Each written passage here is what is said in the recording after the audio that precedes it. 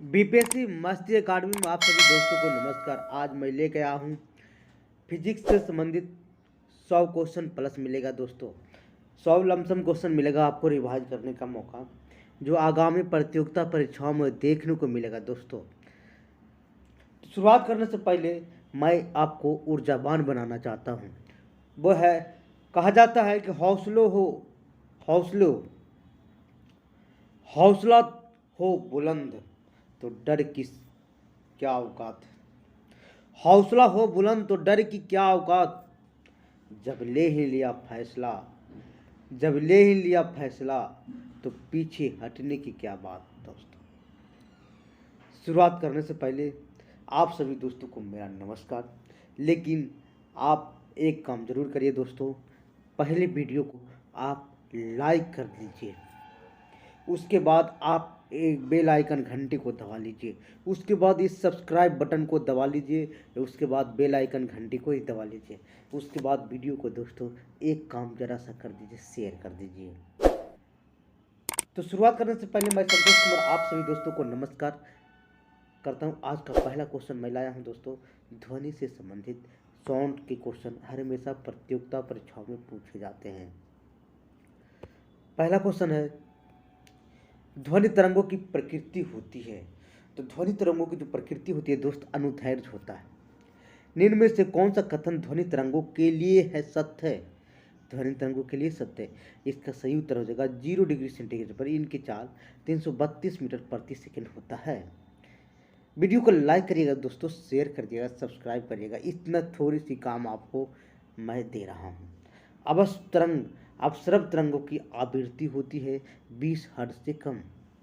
प्रसरब तरंगों की ध्वनि तरंगों हैं जिनकी आवृत्ति होता है 20 किलो हर्ट्ज से अधिक, यानी प्रसरब तरंग पार कर जाना 20 किलो हर्ट्ज से अधिक।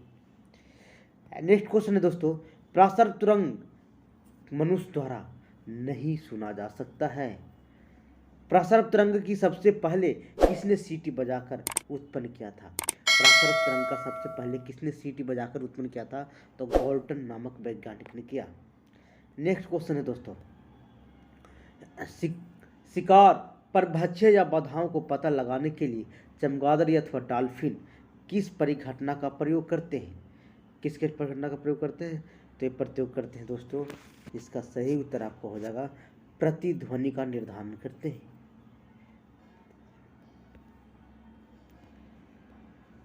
कीड़े तथा हानि पहुंचाने वाले तत्वों को घर से दूर भगाने के लिए प्रयोग में लाया जाता है। तो प्रयोग में जो लाया जाता है दोस्तों, अल्ट्रासोनिक तरंगे को प्रयोग में लाया जाता है। नेक्स्ट क्वेश्चन है, वीडियो को लाइक करिएगा, शेयर कर दीजिएगा। ध्वनि तत्व किस पर निर्भर करता है? ध्वनि तत्व है दोस्तों आवृत्ति पर निर्भर करता है। विमानों के आंतरिक भाग की सफाई किसके उपयोग से होता है? तो विमानों के आंतरिक भाग की जो सफाई होता है दोस्तों, ये प्रसरब तरंगों से होता है। कौन सा तरंग से? प्रसरब तरंगों से होता है। नेक्स्ट क्वेश्चन है, किसी औसत वयस्क व्यक्ति के लिए ध्वनि की श्रव्य सीमा होता है। तो उसके लिए क्या श्रव्य सीमा होगा? तो होगा 20 हर्ट्ज से 20,000 हर्ट्ज के बीच होगा। ध्वनि की आवृत्ति भी, तरंगदैर्घ्य लैम्ब्डा, चाल भी, वेग में क्या संबंध दर्शाता है? तो इसका सही उत्तर होगा v बराबर लैम्ब्डा भी होगा दोस्तों। नेक्स्ट क्वेश्चन है, चंद्रमा पर धरातल से दूर विस्फोट सुना ही नहीं पड़ता क्योंकि वायुमंडल की अनुपस्थिति के कारण होता है। चमगादड़ अंधेरी में उड़ सकता है क्योंकि वे तीव्र अतिध्वनि तरंग पैदा करते, उसका नियंत्रण भी करता है। चमगादड़ रात्रि में किसी वस्तु से बिना टकराए हुए उड़ता है। चमगादड़ से दूसरा कारण है, चमगादड़ इंफ्रासोनिक तरंगे निकालती है दोस्तों। तो इसका सही उत्तर हो जाएगा, ए सही है परंतु आर गलत है, इंफ्रासोनिक तरंग नहीं निकालता है। वायु में ध्वनि की चाल 320 मीटर प्रति सेकंड होती है। यदि दाब बढ़ाकर दुगुना कर दिया जाए तो ध्वनि की चाल क्या होगा? तो 320 मीटर प्रति सेकंड रहेगा दोस्तों, बढ़ेगा नहीं। निम्न द्रव्यों में ध्वनि सबसे तेज होता है। तो स्टील में सबसे तेज होता है। बादल की बिजली की चमक काफी समय बाद बादलों की गर्जन सुनाई देती है। इसका क्या कारण है? तो इसका कारण है दोस्तों, प्रकाश की चाल ध्वनि की चाल से अधिक होती है। प्रकाश निर्वात में चल सकती है परंतु ध्वनि नहीं। डी नंबर हो जाएगा। वायु में ध्वनि का वेग होता है, वायु में 330 मीटर प्रति सेकंड। किस माध्यम में ध्वनि सबसे तेज चलती है? ध्वनि सबसे तेज चलती है तो ठोस में चलती है। ध्वनि का वेग भिन्न भिन्न होता है, ध्वनि का वेग भिन्न भिन्न होता है। तो क्या होता है? भिन्न भिन्न होता है, गैस में सबसे अधिक होता है, भिन्न भिन्न होता है, द्रव में सबसे कम होता है। तो इसका सही आंसर हो जाएगा दोस्तों, भिन्न भिन्न होता है जरूर, लेकिन द्रव में सबसे कम होता है।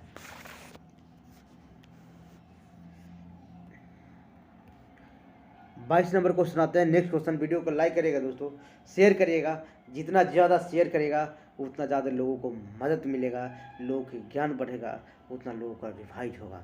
लगभग 20 डिग्री सेंटीग्रेड तापक्रम पर किस माध्यम में ध्वनि की गति अधिकतम होती है? तो ध्वनि का गति जो अधिकतम होता है दोस्तों, लोहा में होता है। निम्न में से कौन सा एक कथन सही नहीं है? तो ये सही नहीं है। ये आर्द्रता बढ़ने पर वायु में ध्वनि का वेग कम हो जाता है। वायु में ध्वनि का वेग तापमान के घटने से घटता है। कथन ए, रेलगाड़ी के इंजन से निकली भाप पहले दिखाई पड़ती है और सीटी बाद में सुनाई पड़ती है। प्रकाश तरंग की चाल की तुलना ध्वनि तरंग की चाल से बहुत कम होता है। तो इसका सही उत्तर हो जाएगा ए नंबर।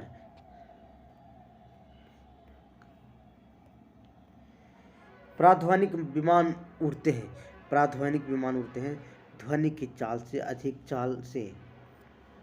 वस्तु के वेग उसी माध्यम में उन्हीं परिस्थितियों में ध्वनि के वेग के अनुपात को क्या कहते हैं? मैक संख्या कहा जाता है। मैक अंकों का प्रयोग वेग के संबंध में किया जाता है, तो ये वायुयान में किया जाता है। ध्वनि या ध्वनि प्रदूषण मापा जाता है तो डेसिबल से मापा जाता है। साधारण बातचीत ध्वनि का तीव्रता 30 से 40 डेसिबल होता है। ध्वनि की वह विशेषता जो एक मादा ध्वनि को नर ध्वनि से भिन्न करता है, वो है दोस्तों तारत्व है। क्या है? तारत्व है। ध्वनि के किस लक्षण के कारण कोई ध्वनि मोटी या पतली होती है? किस लक्षण के कारण ध्वनि मोटी या पतली होती है? तो होता है दोस्तों, ये होता है तारत्व के कारण। पुरुषों की अपेक्षा महिलाओं की आवाज़ अत्यधिक तीक्ष्ण होता है, क्योंकि महिलाओं की आवाज़ तारत्व अधिक होता है। क्या होता है? तारत्व अधिक होता है।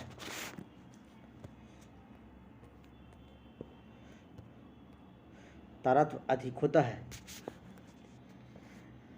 एक युवक पुरुष की आवाज़ की तुलना में छोटे बच्चों की आवाज़ अधिक प्रिय लगती है, क्योंकि बच्चे की आवाज़ की तारत्व पुरुषों की आवाज़ की तारत्व की तुलना में अधिक होता है। स्त्रियों की आवाज़ पुरुषों की अपेक्षा पतली होती है, क्योंकि स्त्रियों की आवाज़ आवृत्ति अधिक होता है। यदि सितार और बांसुरी पर एक ही स्वर बजाया जाए तो उनसे उत्पन्न ध्वनि का भेद अंतर के कारण किया जा सकता है। तो किसके कारण किया जा सकता है? तो ये किया जा सकता है दोस्तों केवल ध्वनि गुणता के कारण। निम्नलिखित में कौन सा एक वायु में ध्वनि तरंग द्वारा उत्पादित नहीं होता है? तो नहीं होता है ध्रुवन के कारण। ध्वनि तीव्रता और डेसिबल में वह अधिकतम सीमा जिसके ऊपर व्यक्ति सुन नहीं सकता है, वो है 95 डेसिबल। निम्न में से किसके द्वारा सबसे अधिक ध्वनि प्रदूषण होता है? तो होता है द्वारा हवाई जहाज की उड़ान भरने के द्वारा। नज़दीकी आती हुई रेलगाड़ी की सीटी आवाज़ बढ़ती जाती है, जबकि दूर जाने वाली रेलगाड़ी की यह सीटी घटती जाती है। घटना किसके कारण? डॉपलर प्रभाव के कारण होता है। एक अंतरिक्ष यात्री अपने सहपाठी को चंद्रमा की सतह पर पुनः नहीं सुन सकता है, क्योंकि चंद्रमा की सतह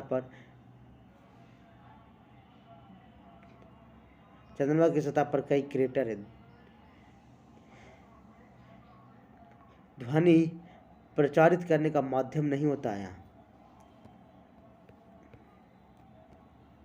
वीडियो को लाइक करिएगा दोस्तों, शेयर करिएगा, सब्सक्राइब करिएगा जरूर दोस्तों। आपका सपोर्ट हमें ज़रूरी है दोस्तों। कौन सी प्रक्रिया प्रकाश और ध्वनि को दोनों को घटित नहीं करता है? कौन सा प्रक्रिया प्रकाश और ये ध्रुवन ध्रुवन क्या घटित नहीं करता है? चिल्लाते समय व्यक्ति हमेशा हथेली मुंह के समीप रखता है, क्योंकि उसी स्थिति में ध्वनि सिर्फ एक ही दिशा में इंगित करता है। डेसिबल का प्रयोग निम्नलिखित में किसके मापने के लिए किया जाता है? तो डेसिबल का उपयोग ध्वनि की तीव्रता मापने के लिए होता है। प्रतिध्वनि का कारण क्या है? तो प्रतिध्वनि का कारण है दोस्तों ध्वनि का परावर्तन। ध्वनि का परावर्तन ए नंबर हो जाएगा। स्पष्ट प्रतिध्वनि सुनने के लिए परावर्तक तल या ध्वनि स्रोत के बीच न्यूनतम होनी चाहिए 17 मीटर। रडार की कार्य प्रणाली किस प्रकार आधारित होता है? तो रडार का जो कार्य प्रणाली है वो है रेडियो तरंगों के परावर्तन के सिद्धांत पर आधारित है। नेक्स्ट क्वेश्चन है दोस्तों, किसी प्रतिध्वनि को सुनने के लिए मूल आवाज़ प्रतिध्वनि के बीच का समय अंतराल कितना होते हैं? 1/10 सेकेंड से क्या होता है? अधिक होना चाहिए। अच्छे ऑडिटोरियम की दीवारें, छत, फर्श किसी रेशेदार पदार्थ, कालीन, ग्लास फाइबर आदि ढके रहते हैं। इसका उद्देश्य क्या है? तो इसका उद्देश्य एक ही है दोस्तों। इसका सही उत्तर आपको हो जाएगा ध्वनि का अवशोषण कर प्रतिध्वनि को रोकना। ध्वनि का प्रभाव मानव के कान में कितने समय तक रहता है? तो 1/10 सेकेंड तक रहता है। ध्वनि तरंगे किसके कारण प्रतिध्वनि उत्पन्न करते हैं? तो प्रतिध्वनि उत्पन्न करते हैं दोस्तों परावर्तन के कारण। एक व्यक्ति अपनी प्रतिध्वनि सुनने के लिए परावर्तक तल से कितना खड़ा रहना चाहिए? तो 56 फीट रहेगा। स्टेथोस्कोप ध्वनि किस सिद्धांत पर काम करता है? तो परावर्तन के सिद्धांत पर काम करता है। प्रतिध्वनि तरंगे के कारण उत्पन्न होता है। तो प्रतिध्वनि तरंगे के कारण उत्पन्न होता है दोस्तों परावर्तन कारण होता है। सोनार अधिकांशतः प्रयोग किया जाता है नौ संचालकों द्वारा किया जाता है। अनुरगन काल तथा हॉल के आयतन के बीच संबंध का प्रतिपादन है। संबंध का प्रतिपादन किसने? तो सिब्बन के कर है। गुंजिन हॉल में अनुरगन काल होता है तो 0 सेकेंड होता है।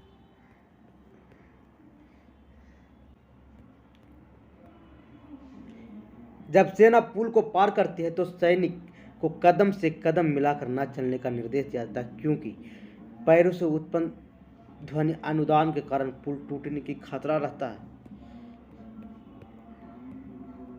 हम रेडियो की घुंडी घुमाकर विभिन्न स्टेशनों के कार्य सुनते हैं। यह संभव है।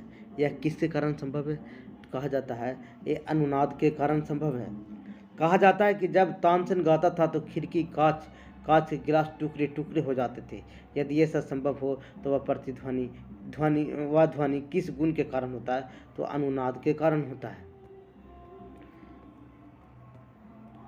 जब हम जल के नीचे सुराही भरने के लिए रखते हैं तो जैसे जैसे सुराही भरती जाती है विशेष प्रकार की ध्वनि सुनाई पड़ता है। तो इसका कारण क्या है?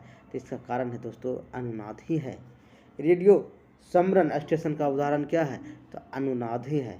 जब किसी स्थान पर 2 लाउड स्पीकर साथ बजते हैं या किसी स्थान विशेष पर बैठे श्रोता उनकी ध्वनि नहीं सुनाई देती है, इसका कारण क्या है? इसका कारण है दोस्तों व्यतिकरण। क्या है? इसका कारण व्यतिकरण है। समुद्र में स्थान पर उच्च प्रकाश बनाए जाते हैं जहां बड़े बड़े सायरन बजाकर जहाज़ों को संकेत भेजे जाते हैं। कभी कभी जहाज़ों नीरव क्षेत्र में पहुंच जाता है जहां सायरन की ध्वनि सुनाई नहीं देती है। इस क्षेत्र ध्वनि के किस गुण के कारण होता है? तो यह होता है व्यतिकरण के कारण।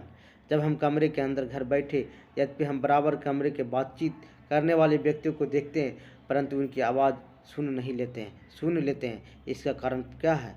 तो इसका कारण है दोस्तों विवर्तन है। इसका कारण क्या है? विवर्तन है।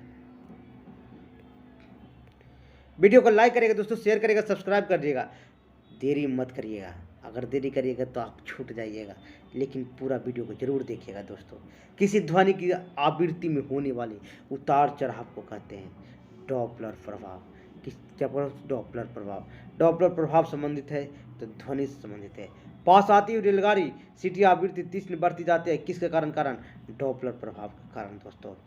नेक्स्ट क्वेश्चन है आर्द्रता आर्द्र वायु की ध्वनि का वेग शुष्क वायु की तुलना में अधिक होता है, क्योंकि आर्द्र वायु में शुष्क वायु की तुलना में घनत्व कम होता है। निम्नलिखित में कथनों में कौन सा सही ध्वनि का वेग है? तो ध्वनि का वेग है दोस्तों, ठोसों में अधिकतम और गैस में न्यूनतम होता है। सही यही है। कौन सा कथन एक सही नहीं है? तो है 20 हर्ट्ज से कम आवृत्ति ध्वनि की तरंगे पराश्रम तरंग कहलाती है। निम्नलिखित में से किस एक प्रकार के तरंगे का प्रयोग रात्रि दृष्टि उपकरण में किया जाता है? तो रात्रि दृष्टि उपकरण अवरक्त तरंग का प्रयोग किया जाता है। निम्नलिखित में किस में एक ध्वनि की चाल सबसे अधिक होता है? तो सबसे अधिक ठोस में होता है तो लकड़ी में होता है दोस्तों। लकड़ी दी हो तो लकड़ी मारेंगे। जब एक जेट वायुयान 2 माइक वेग से हवा में उड़ रहा है, जब ध्वनि का वेग 332 मीटर है तो वायुयान का चाल होगा 664 मीटर प्रति सेकेंड। लगभग 20 डिग्री सेंटीग्रेड के तापक्रम पर किस माध्यम में ध्वनि का गति अधिकतम होती है? तो लोहा में होता है दोस्तों। एक जैव पद्धति जिसमें पराश्रम ध्वनि प्रयोग किया जा सकता है, तो कौन सा प्रयोग किया जाता है? तो एक प्रयोग किया जाता है दोस्तों सोनोग्राफी में। किसमें? सोनोग्राफी में। कौन सी तरंग शून्य संचरण नहीं कर सकती है? तो शून्य संचरण जो नहीं कर सकती है, ध्वनि नहीं कर सकती है। इसका वायु जल और इस्पात में ध्वनि का वेग ए नंबर हो जाएगा दोस्तों। वीडियो को लाइक करिएगा दोस्तों, शेयर करिएगा, सब्सक्राइब कर लीजिएगा। ध्वनि तरंगे किस माध्यम में नहीं चल सकती है? तो निर्वात में नहीं चल सकती है। वह उपकरण जो ध्वनि तरंगों की पहचान रेखन के लिए प्रयुक्त होता है, तो रिजु रेखन के लिए जो प्रयुक्त होता है दोस्तों, ये इसका सही उत्तर हो जाएगा आपको सोनार। श्रव्य ध्वनि तरंगे की तुलना में पराश्रव्य ध्वनि क्या होता है? तो उच्चतम आवृत्ति की होती है। उच्चतम आवृत्ति की होती है। इको साउंडिंग प्रयोग होता है, तो इको साउंडिंग का जो प्रयोग होता है दोस्तों, ये होता है समुद्र की गहराई मापने में। एकॉस्टिक का विज्ञान है, तो धातु से संबंधित है। किससे? तो एकॉस्टिक का है ध्वनि से संबंधित विज्ञान है। मनुष्य में मानक ध्वनि कितना है? तो 60 डेसिबल है। कितना? 60 डेसिबल है।